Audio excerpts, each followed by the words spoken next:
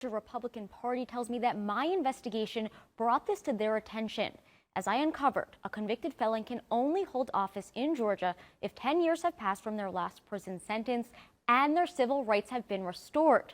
While it has been 10 years since Doles was released from prison, his rights were not restored in time for the qualifying deadline. Good evening. I am so excited to announce the launch of our Keep the Lights On campaign.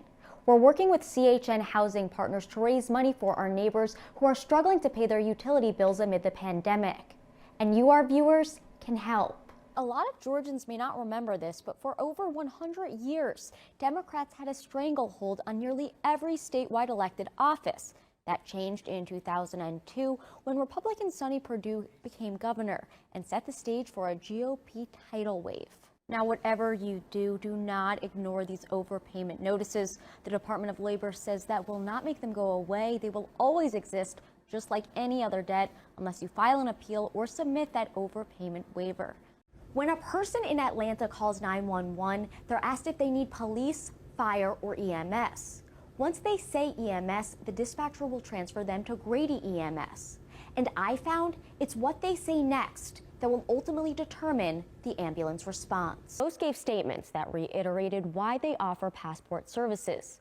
The Cherokee County clerk, though, who does not pocket any of the passport processing fees, said this: just because you can do something doesn't always mean you should. I can't share my personal information over the call. So you can't share your personal information, but you want us to share our personal information. I'm the representative of Facebook. You go to a nail salon in Georgia, stop scrolling, because I have a story to tell you. A visit to this nail salon in Buckhead turned into a trip to the emergency room for an Atlanta woman. She says her infection was so bad that she had to get an entire fingernail removed. So I'm working on this really disturbing story that I have to share with you guys about a Georgia sheriff's deputy and canine handler who had 3 personal dogs that he put in a hot shed in Georgia in June, and all 3 died. The senator sent that letter to the chief postal inspector within the last hour. Of course, I'll be following up to get his response. Meanwhile, this is not the first time Warnock has spoken out about the post office. Earlier this year, his vote helped pass the Postal Service Reform Act, which aims to improve accountability from USPS. So CBS 46 Investigates wanted to know, are performance evaluation systems the norm in policing? Well, we reached out to police departments across the country, and none of these agencies reported having similar programs in place. Marcus Brinkley was indicted on 9 felony counts for the death of Miriam Abdurrab, including murder, kidnapping, and attempted rape. His trial is scheduled for early October.